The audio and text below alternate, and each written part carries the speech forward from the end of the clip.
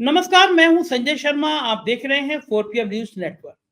2 दिन पहले हमने शो किया था संजय जोशी क्या बीजेपी के नए राष्ट्रीय अध्यक्ष हो सकते हैं।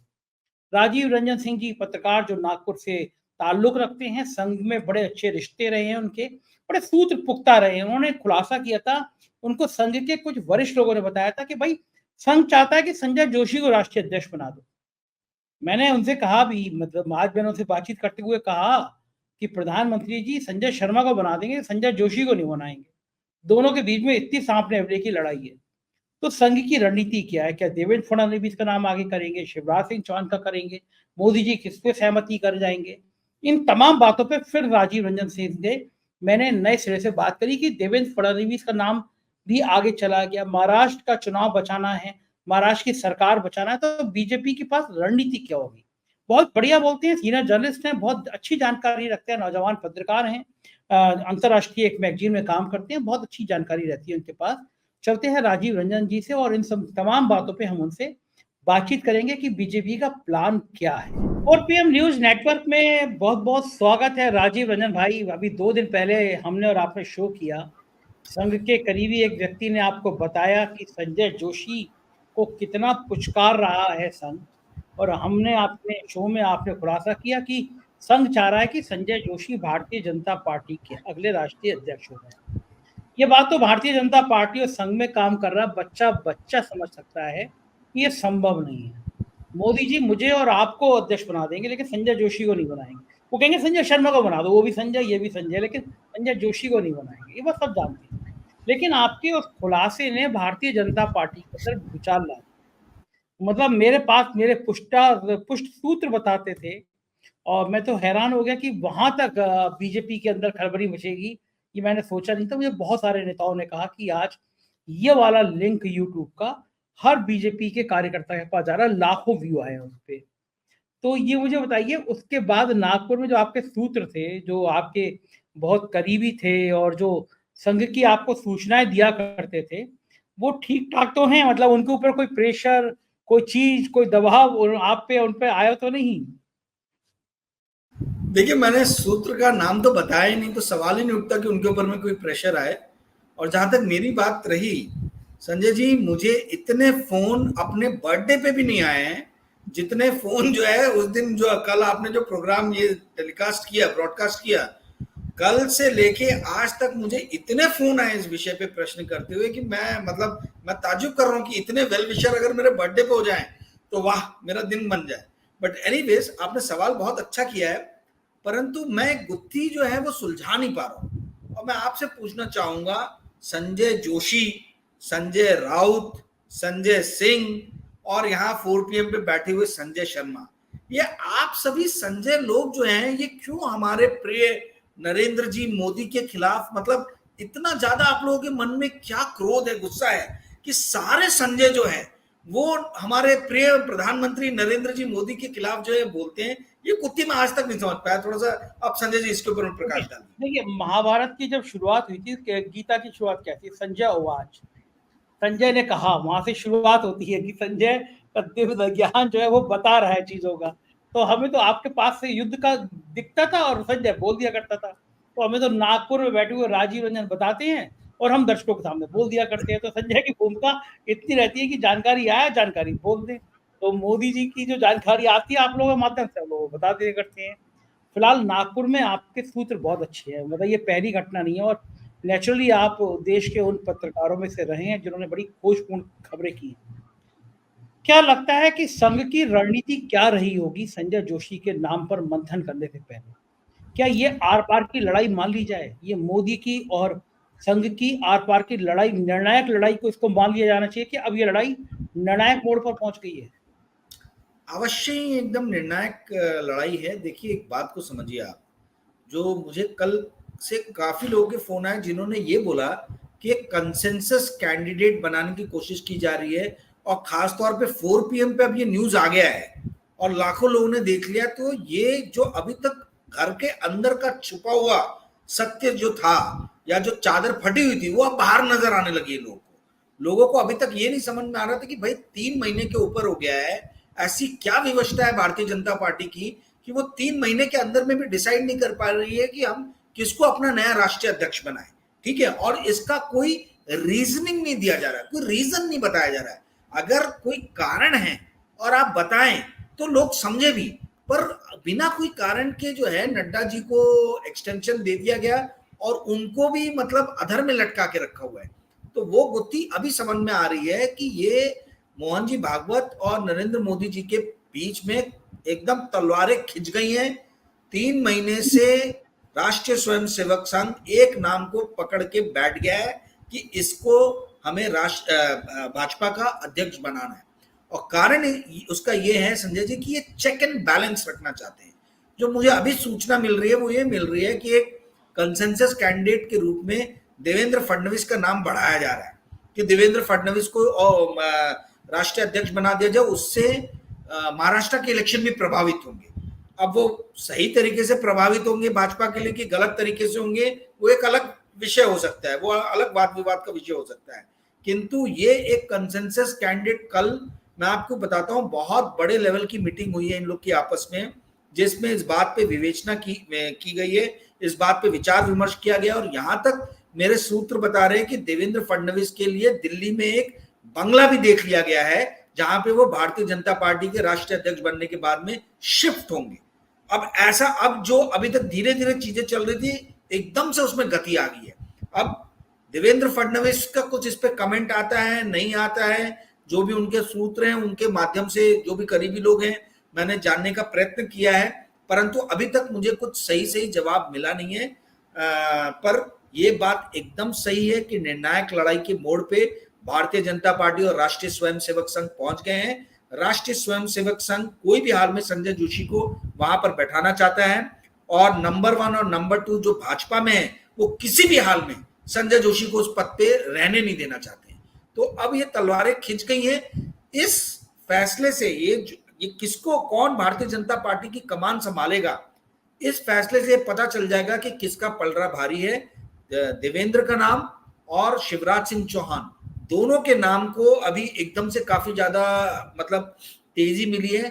हमें देखना यह है कि क्या मोहन जी भागवत इन नामों पे विचार करते हैं, क्या वो नाम स्वीकार करते हैं, क्या आरएसएस का जो पूरा संगठन है, जो टॉप लेवल पे बैठे हुआ थिंक टैंक है, उनके कोर्ट में बॉल डाल दिया गया है कि आप शिवराज सिंह चौहान के नाम को सोचिए या इनके नाम को, देवेंद्र के नाम को सोचिए। शिवराज सिंह चौहान का नाम और इसलिए भी थोड़ा सा ऐसा लग रहा है कि शायद परिवर्तित हो सकता है क्योंकि ओबीसी लीडर हैं, पुराने लीडर हैं, काफी सीनियर लीडर हैं और उन्होंने एडमिनिस्ट्रेशन बहुत संभाला है और राष्ट्रीय स्वयंसेवक संघ को बहुत मजबूत किया है मध्य प्रदेश में। तो यदि संजय जोशी के नाम पे आम सहमति नहीं बन पाती है तो आज की डेट में यही 2 बड़े नाम चल रहे हैं, शिवराज सिंह चौहान और देवेंद्र फडणवीस। ये माना जाता था कि देवेंद्र फडणवीस जो हैं और नंबर 1 नंबर 2 में उन देवेंद्र को लेकर आपस में नंबर 1 नंबर 2 यानी मोदी और शाह के बीच भी आम सहमति नहीं बन पाई है। मतलब पहले से भी नहीं थी, वो दोनों में से एक के करीब और एक लेग पुलिंग करता रहता है। अब मैं कह नहीं सकता इस बातों को क्योंकि मेरे को यकीन नहीं होता है कि मोदी जी और शाह के बीच कोई लाइन ऐसी होगी तो दूरी बनाती होगी, क्योंकि शाह तो बिल्कुल हनुमान की भूमिका में रहते हैं कि मोदी जी ने जो कह दिया उनको वही करना है। लेकिन जो देवेंद्र फडणवीस की राजनीति है महाराष्ट्र में, तो गडकरी से कितना मेल खाती है। गडकरी खेमा क्या देवेंद्र को आगे बढ़ते हुए देख के स्वीकार कर लेगा। और दूसरा, देवेंद्र फडणवीस का एकदम महाराष्ट्र की राजनीति में गायब सा हो जाना, शांत हो जाना, बहुत पीछे चले जाना, क्या ये भी एक ऐसी संकेत है? क्योंकि जब डिप्टी सीएम की बात आई थी तो खुद फोन किया था जेपी नड्डा ने देवेंद्र को, वो तुम डिप्टी सीएम बन जाओ, वो तैयार नहीं थे डिप्टी सीएम बनने को। तो ये सारी राजनीति में क्या देवेंद्र फडणवीस तैयार होंगे? अगर उनसे कहा जाए कि तुम्हें राष्ट्रीय अध्यक्ष बनना है, क्या लगता है आपको कि ये आसान हो जाएगा? पहले तो जो आपने टिप्पणी की मैं उस पर थोड़ा सा स्पष्टीकरण दे देता हूं। आपकी सूचना एकदम सही है कि नरेंद्र मोदी और अमित शाह के बीच में देवेंद्र फडणवीस को लेकर थोड़ा सा तालमेल नहीं है। कारण ये है, मैं आपको बताता हूं कि जैसे जो अभी अजीत पवार के साथ में इन लोगों ने हाथ जो मिलाया, ठीक है, तो इसमें ऐसा ये पता चला कि देवेंद्र फडणवीस की स्वीकृति नहीं थी, ये सेंटर से थोपा गया था और इस चीज को ही लेकर राष्ट्रीय स्वयंसेवक संघ बहुत नाराज है। जो कुछ कारण जिससे राष्ट्रीय स्वयंसेवक संघ नरेंद्र मोदी और अमित शाह से नाराज है उसमें से एक बड़ा कारण है अजीत पवार को अपने फोल्ड में लेना, अपने साथ में लेना। और देवेंद्र फडणवीस भी इस चीज के लिए सहमत नहीं थे। 2019 में जो फियास्को हुआ था अजीत पवार के साथ में मिलके, वो फियास्को देवेंद्र फडणवीस के मन मस्तिष्क से निकला नहीं था। उन्हें मालूम है कि भाई अजीत पवार के साथ में हाथ मिलाना थोड़ा खतरे से खाली है, पहले यही बात फैलाएगी हर जगह कि देवेंद्र फडणवीस जो है वही अजीत पवार को लेके आए। मुझे भी कई लोगों ने ये बात बोली और शायद मैंने कभी आपके मंच पे भी बोला होगा, मुझे याद नहीं है, किंतु सच्चाई ये है, संघ के अंदर के लोगों ने मुझे कुछ बताया कि देवेंद्र फडणवीस की सहमति नहीं थी, ये अमित शाह का डिसीजन था कि ये एनसीपी अजीत पवार गुट को जो है आप अपने साथ में रख लो। लोग बहुत बोलते हैं कि अमित शाह बहुत बड़े स्ट्रैटेजिस्ट है, बहुत बड़े स्ट्रैटेजिस्ट है। मैं इस बात को मैं इस बात को सही नहीं मानता हूं, क्योंकि मैं अपने आंखों के सामने देख रहा हूं उन्होंने कितने बड़े बड़े ब्लंडर किए हैं। उसमें से एक बड़ा ब्लंडर ये अजीत पवार वाला ही है। ये इस बार जो 9 सीटें भाजपा 9 सीटों पे जो सिमट गई है, उसका एक बहुत बड़ा कारण जो है वो है अजीत पवार को अपने पक्ष में लेके आना। जो इनके अपने ट्रेडिशनल वोटर भी थे जो भारतीय जनता पार्टी के, वो भी वोट डालने के लिए निकले नहीं है। तो ये बात मतलब मैं कई कारण है, उसमें से एक कारण मैंने आपको बता दिया जो मुझे अंदर खाने से पता चला है। इनफैक्ट खड़से साहब का जो एंट्री नहीं हो पा रहा भारतीय जनता पार्टी के अंदर में, उसके पीछे भी एक बहुत बड़ा कारण यही है कि देवेंद्र फडणवीस और अमित शाह के बीच में जो है वो एक पटरी बैठ नहीं पा रही है। तो बेसिकली अमित शाह को देवेंद्र फडणवीस को नरेंद्र मोदी चाहते हैं, पर अमित शाह की नजरों में जो है देवेंद्र फडणवीस का वो कद नहीं है। ठीक है, अब आते हैं आपके सवाल पे कि क्या देवेंद्र फडणवीस का कद बढ़ जाए तो उससे गडकरी साहब की राजनीति या जो उनके लोग हैं क्या उनको किसी भी तरीके की चोट पहुंचेगी? देखिए, इसमें तो दो राय है ही नहीं। गडकरी साहब ने हाथ पकड़ के देवेंद्र को राजनीति सिखाई है। ठीक है, गडकरी साहब जब राष्ट्रीय अध्यक्ष बने थे तब देवेंद्र फडणवीस को बहुत सारी भूमिकाएं दी गई थी, यहां तक कि भारतीय जनता युवा मोर्चा का के शीर्ष पद पे बैठाने में गडकरी साहब का बहुत बड़ा योगदान था देवेंद्र फडणवीस को। मैं खुद देवेंद्र फडणवीस के साथ में बहुत बार मैंने बातचीत किया। जब बनवारी लाल पुरोहित 2009 में इलेक्शन लड़े थे और जब मैं हितवाद में ही काम किया करता था, तब देवेंद्र फडणवीस उनके एजेंट थे, इलेक्शन एजेंट, और वो दिन भर हितवाद के ऑफिस में बैठा करते थे। तो कहने का अर्थ ये है कि उस लेवल से जो है वो देवेंद्र फडणवीस का कद बढ़ा है। 2014 में खुद देवेंद्र फडणवीस को 1 महीने पहले तक पता नहीं था कि वो मुख्यमंत्री बन सकते हैं। तो उनके हाथ में लॉटरी लगी थी। कारण ये था कि नरेंद्र मोदी उनको पसंद करते, चाहे वो कोई भी कारण हो। किस कारण से पसंद करते मुझे नहीं मालूम, पर नरेंद्र मोदी के गुड बुक्स में है देवेंद्र फडणवीस, इसमें किसी भी तरीके से कोई दो राय नहीं है। अब देखिए, गडकरी साहब जो हैं, आई मीन उनकी राजनीति जो है, एक तो देखिए उनका स्वास्थ्य ठीक नहीं रहता, दूसरा यह है कि उनको बहुत मौके जो है मतलब राष्ट्रीय स्वयंसेवक संघ प्रोवाइड कराना चाहता था, परंतु जैसे हम नागपुर के लोगों के साथ हमेशा होता आया है, जामवंतराव धोटे के टाइम से लेके तो नितिन गडकरी के टाइम से लेके तो संजय जोशी तक, हम नागपुर के लोगों को छल कपट षड्यंत्र करके हमें ढेर किया गया है। नागपुर से जितने भी नागपुर के नेता उभरे हैं, इनको छल कपट से खत्म किया गया है। उसी छल कपट में गडकरी जी का नाम जो है या संजय जोशी जी का नाम जो है वो इस गर्त में डाल दिया गया कि वहां से ऊपर उठा के लाने में आरएसएस भली मदद कर रहा है, परंतु बहुत जतन, बहुत प्रयत्न करने पड़ेंगे। और बहुत ही शक्तिशाली फोर्सेस हैं जो नागपुर के लीडर्स को उभरने नहीं दे रही है। हमें अभिमन्यु बना दिया गया है, नागपुर के नेताओं को अभिमन्यु बनाया गया है। संजय जोशी अभिमन्यु है, नितिन गडकरी अभिमन्यु है। छल कपट करके उनको घेरे में डाल के इनके जो पॉलिटिकल करियर जो है उसको ढेर करने का प्रयास किया गया है।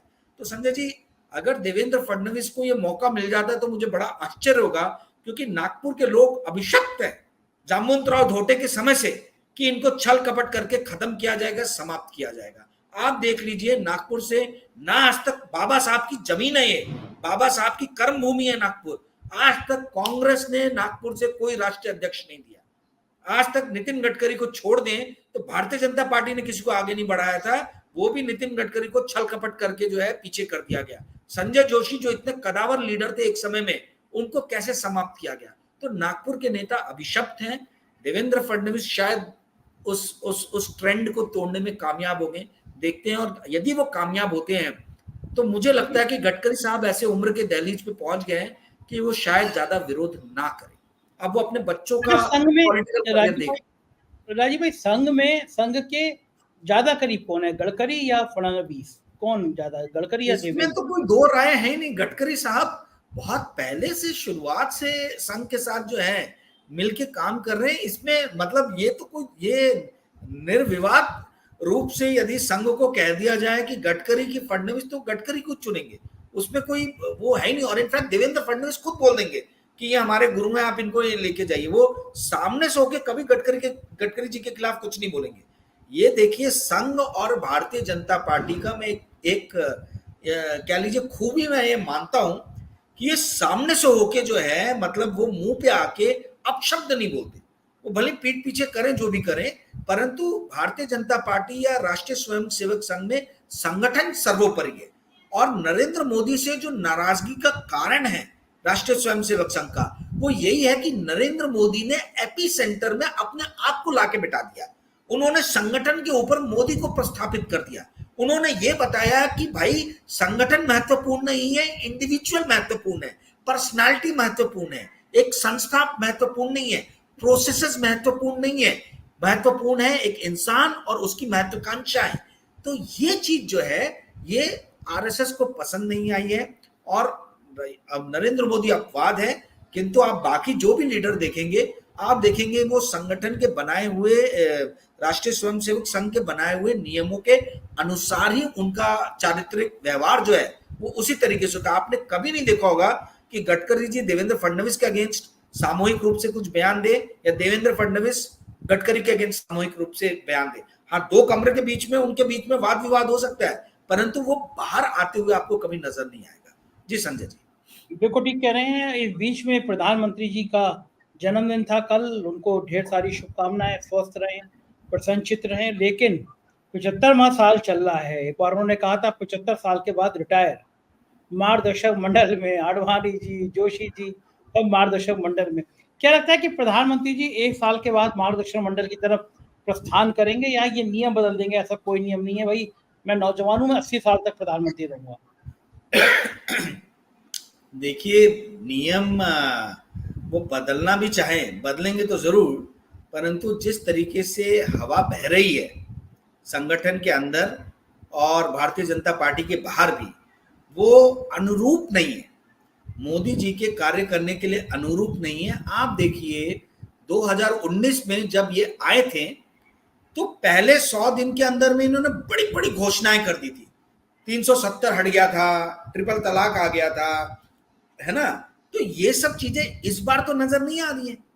ठीक है, उल्टा इस बार क्या हो रहा है, पुल गिर रहे हैं, इम्तिहान के पेपर लीक हो रहे हैं, ठीक है, रेल टकरा रही है, इनकी फजीहत हो रही है। विदेश नीति में भी रक्षा जा रहा है तो वेस्टर्न पावर्स नाराज हो जा रही हैं, यूक्रेन जा रहे हैं तो रशिया नाराज हो जा रहा है। तो इनकी हर तरीके से देश के अंदर और देश के बाहर फजीहत हो रही है।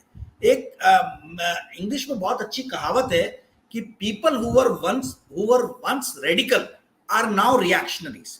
तो संजय जी कैसा है कि किसी वक्त में जो आदमी ये बातें करता था कि मैं अकेला सब पे भारी, मोदी है तो मुमकिन है ना, रेडिकल फैसले लेना, डिमोनेटाइजेशन, है ना, रातों रात लगा देना, इस तरीके के जो फैसले करना, जीएसटी रातों रात जो है 4-4 5 पता नहीं कितने अलग अलग टाइप की चीजें घोषणा कर देना, है ना, बालाकोट स्ट्राइक हो जाना, ऐसे ना जाने कितने स्ट्राइक हुए। तो इस तरीके के रेडिकल स्टेप लेने वाला आदमी भी अब रिएक्शनरी हो गया है। सामने से जो एक्शन हो रहा है उसमें वो रिएक्शन कर रहा है, उसके अपने रेडिकल मूव्स नहीं है। तो ये मेरे दिमाग में जो नरेंद्र मोदी की जो छवि बन रही है पहले 100 दिन का काम देखने के बाद में और ये टेन्योर आने के बाद में, वो यही है कि मैं देख रहा हूं कि एक रेडिकल पर्सनालिटी का आदमी अब रिएक्शनरी हो गया है। अब वो जो है वो फर्स्ट स्टेप जो बोलते हैं ना, वो लेने वाला काम नहीं कर रहा है, अब वो डिफेंसिव अप्रोच पे है। आप एक्शन ले रहे हो, वो रिएक्शन कर रहा है। तो नरेंद्र मोदी का ये व्यक्तित्व जो है ये एक्चुअल में उनके नेचुरल व्यक्तित्व के खिलाफ मुझे लगता है, क्योंकि वो पिछले 10 साल में जब से आए हैं उन्होंने जो है वो जो ठाना है वो अपने मन का किया है। और उसका कारण था 272 के ऊपर सीटें थी, उनको किसी ने रोका भी नहीं, टोका भी नहीं। संजय जोशी के नाम पे राष्ट्रीय स्वयंसेवक संघ का जिद पकड़ लेना, ये अपने आप में शो करता है कि नरेंद्र मोदी बहुत कमजोर हो गए हैं। और यदि वो 75 के बाद में वो कौन सा इनका मंडल है जो सलाह मंडल, मार्गदर्शक मंडल, तो मार्गदर्शक मंडल में यदि वो अपने आप को जाने, मतलब उनको किसी कारणवश जो है वो ठाने की मैं नहीं जाऊंगा, तो भी लोग उनको जबरदस्ती उठा के मार्गदर्शक मंडल में डाल देंगे। जी संजय जी, आप सोचिए कि ये भी कितनी पीड़ाजनक बात होती है कि उम्र का ये पड़ाव है, ये उम्र का अंतिम पड़ाव होता है। आदमी भाई 80 साल के बाद तो काम करने की स्थिति में होता भी नहीं है, मतलब लोग तो 70 साल के बाद ही बूढ़े हुए लगते हैं, लेकिन मोदी जी अभी भी एनर्जेटिक हैं। लेकिन 80 साल से ज़्यादा आदमी ढलने लगता है, 75 साल के बाद ढलने लगता है। दूसरा जो विरोधी खेमा है, जैसे मान लीजिए योगी बनाम मोदी है, तो कोई भी इंसान ये सहज सोचेगा कि भाई मोदी की राजनीति अब 2 साल की रह गई, योगी की अभी 40 साल और होगी, 30 साल अभी और होगी, तो मुझे भैया जो 30 साल की राजनीति करनी है उस खेमे में रहना चाहिए जब दोनों में लड़ाई चल रही है। तो ये कितना पीड़ाजनक बात होती होगी कि उम्र के इस पड़ाव पर जो आरएसएस 10 साल से कभी बोला नहीं, पहले मंत्री तक नहीं बदले जाते थे आरएसएस के पूछे बिना, कहाँ गुजरात का मुख्यमंत्री तक बदल दिया, एक एक दो बार बदल दिया, और आरएसएस को पता भी नहीं कि मंत्रिमंडल, पूरा मंत्रिमंडल बदला जा रहा है। मतलब एक वन मैन आर्मी शो होता है ना, वन मैन शो, वो मोदी जी ने चल के दिखाया, करके दिखाया। लेकिन इस उम्र के पड़ाव पर आकर, जब बिल्कुल अंतिम दौर है जीवन का, संघ उनसे नाराज हो है, उनके अपने उनसे नाराज हैं, तरह तरह के षड्यंत्र हो रहे हैं, चंद्रबाबू नायडू नीतीश टांग खींच रहे हैं। कैसा लगता होगा राजीव भाई कि इस अवस्था में पहुंचकर इतना चक्र चारों तरफ से घुन जाए?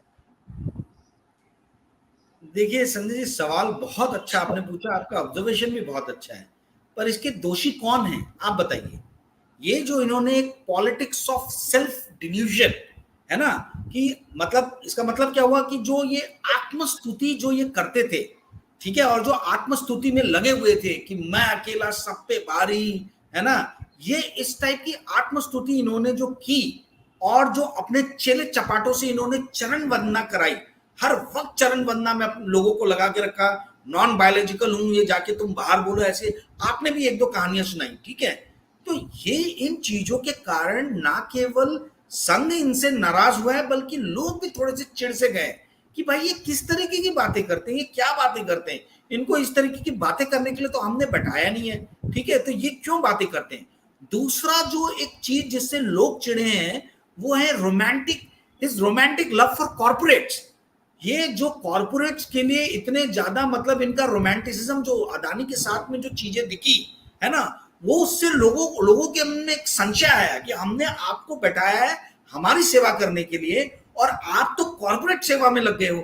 एक तरफ लोगों ने देखा कि कैसे कॉर्पोरेट टैक्स को जो है वो 30% से घटा के 22% कर दिया गया, और कहां दूसरी तरफ जो है कॉमन मैन के ऊपर में हर तरीके के जो टैक्सेस हैं उसको आपने बढ़ा दिया है।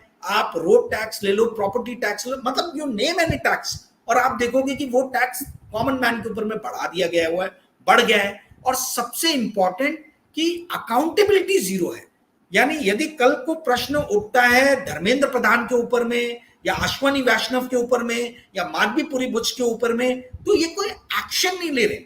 ये अपने लोगों को किसी भी तरीके की अकाउंटेबिलिटी जो है, अगर उनके ऊपर में किसी भी तरीके का संशय हो रहा है तो उसके लिए उनपे प्रश्न चिन्ह लगा के इंक्वायरी इन्वेस्टिगेशन नहीं सेटअप कर रहे। और जो सबसे आखिरी जो चीज है जो मुझे लगती है इनके इस अवसान का रीजन जो है, कारण जो है, वो है कि he has perfected the machinery and mechanism of exploitation। यानी आपके दोहन और शोषण का मतलब जिस तरीके से भी हो सके वो करने में इन्होंने महारत हासिल कर ली है। आप देखिए ये इतनी तरीके से लोगों के ऊपर में जिम्मेदारियां बढ़ा दी गई। क्या बिजनेसमैन, इतनी फाइलिंग्स हैं, इतने सारे कंपल्सरी डॉक्यूमेंट्स भरने पड़ते हैं कि बिजनेसमैन बिजनेस करे कि यही सब फाइलें और ये सब फाइलिंग करता बैठे। आप देखिए अनएम्प्लॉयमेंट कितना बढ़ गया है, आप देखिए इनकम इनइक्वालिटी कितनी बढ़ गई है। जो लोग ऊपर जा रहे हैं ऊपर ही बढ़ते चले जा रहे हैं, जो गरीब हो रहे हैं वो गरीब ही होते चले जा रहे हैं।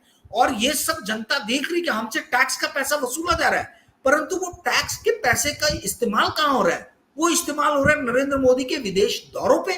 उन विदेश दौरों से भारत को क्या फायदा हो रहा है? क्या भारत को संयुक्त राष्ट्र संघ की परमानेंट सदस्यता मिली है? नहीं मिली है।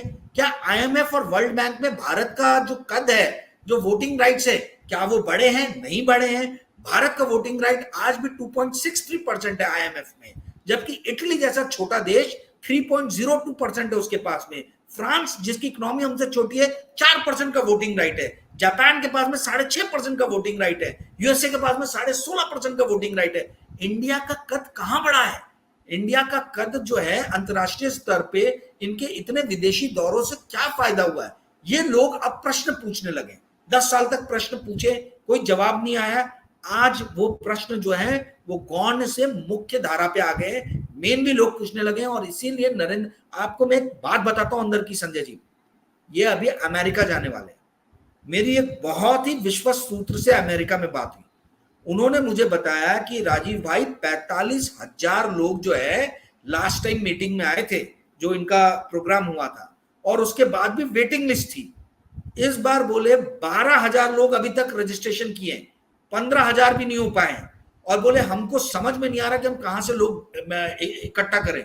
और उससे भी बड़ी इंपॉर्टेंट बात यह कि देखिए, इनकी अपनी एक अलग टीम है।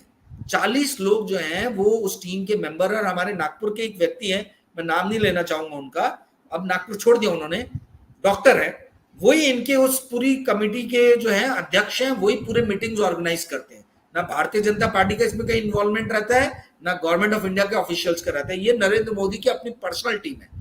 ये लोग भी भीड़ जो है, मतलब वो जाके वहां सारे इंडस्ट्रियल जो इंडिया बॉडीज है उनसे मिल रहे, एसोसिएशन से मिल रहे, फेडरेशन से मिल रहे, इंडियन फेडरेशन से, पर कुछ भी नहीं हो रहा। आप देखिए लोकप्रियता का स्तर किस हिसाब से ना केवल देश के अंदर बल्कि देश के बाहर भी इनका गिर रहा है।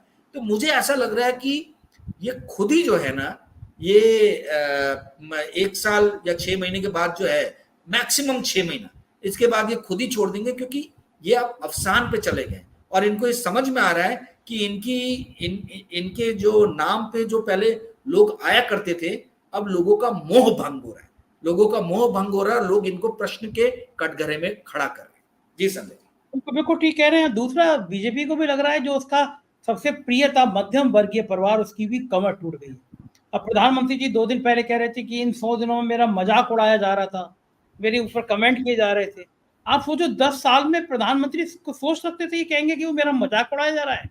मजाक उड़ाने वाला जेल के भीतर होता, लेकिन प्रधानमंत्री खुद कह रहे हैं 100 दिनों में मेरा मजाक उड़ाया जा रहा है। मजाक तो उड़ेगा उड़ेगा, आप जो फैसले ला रहे हो उनको विड्रॉ कर दे रहे हो, उनको वापस ले आ रहे हो, तो मजाक तो उड़ेगा ही उड़ेगा। लेकिन मध्यम वर्गीय परिवार जिस तरह से बीजेपी से दूर जा रहा था, महंगाई के मारे कमर टूट गई थी, मुझे लगता है संघ को, बीजेपी को ये चिंता भी बहुत होगी कि ये मध्यम वर्गीय तो बेचारा कोरोना में ताली बजाता था, थाली बजाता था, गोबर लगाता था, दिया जलाता था, जो कह रहे हैं वो करता था। उसके लिए तो भगवान विष्णु का अवतार थे आप। उसकी महंगाई के मारे उसकी कमर टूट गई है। तो लगता होगा कि भाई ये जो हमारा कोर वोटर है, यही हम तक किसका जा रहा है, तो दर्द तो कहीं ना कहीं वो भी होगा ना राजीव भाई। बिल्कुल सही। और मैं कहता हूं कि जो मध्यम वर्ग आज जिस स्थिति में, इसका बहुत बड़ा जो जिम्मेदार है वो खुद मध्यम वर्ग है। आप लोगों, जब आप लोगों को आर्थिक रूप से शोषित किया जा रहा था, जब आपको दिख रहा था कि आपके बच्चों की स्कूल की फीस इस कदर से IIM IIT हर एजुकेशनल इंस्टीट्यूट में बढ़ाई जा रही थी, तब आप क्यों चुप बैठे हुए थे? जब आपको आर्थिक, जब टोल टैक्स बढ़ रहे थे, जब आपके घर में आने वाले सामानों पे जो है हर तरीके से कर जो है वो बढ़ रहा था, उस टाइम में आपने क्यों नहीं कभी भी अपना प्रोटेस्ट लॉन्च किया? आपके पास में 5 साल में एक मौका दिया जाता था कि आप अपना जो है वो अपना विरोध को जो है रजिस्टर कीजिए, पर आप इलेक्शन के दिन वोट डालने नहीं जाते, आप घर में बैठे रहते हो। तो आप मध्यम वर्ग खुद ही अपने पैर पे कुल्हाड़ी मार रहा है। मध्यम वर्ग अपने गले के लिए खुद ही फंदा तैयार कर रहा है, और मध्यम वर्ग अब रो रहा है। आप जिम्मेदार हो, आप लोग। ये जिस जगह पे आप पहुंच गए हो, इसके जिम्मेदार से मोदी जी नहीं है, इसके बहुत बड़े जिम्मेदार जो है वो मध्यम वर्ग है। कॉर्पोरेट्स की चरण वंदना करना, कॉर्पोरेट्स के हिसाब से नियम कानून बनाना, ये तो मोदी जी आज से नहीं कर रहे, 10 साल से कर रहे। तो क्यों मध्यम वर्ग 10 साल से जो है उनके साथ में कंधे से कंधा मिला के खड़ा था? क्या मध्यम वर्ग को यह सवाल नहीं पूछना था कि मोदी जी आपने कॉर्पोरेट टैक्स 30% से 22% कर दिया है, जिसके कारण जो है आज इनकम टैक्स का कलेक्शन कॉर्पोरेट टैक्स से ज्यादा है। आपको पता है इनकम टैक्स जो है वो ज्यादा, मैं और आप जो टैक्स भरते हैं वो ज्यादा है, बशर्ते जो इतने सारे इंडिया में कॉर्पोरेट्स हैं वो मिलके जो टैक्स भरते हैं। तो क्या ये मध्यम वर्ग का कार्य नहीं बनता था कि वो थोड़ा पढ़े लिखे, अपने आप को शिक्षित करें और सही सवाल पूछे? मध्यम वर्ग आज जिस जगह पे पहुंचा है, इसका बहुत बड़ा दोषी खुद मध्यम वर्ग है, और मेरी किसी भी तरीके की संवेदना जो है ये मध्यम वर्ग के साथ में नहीं है। जी संजय जी।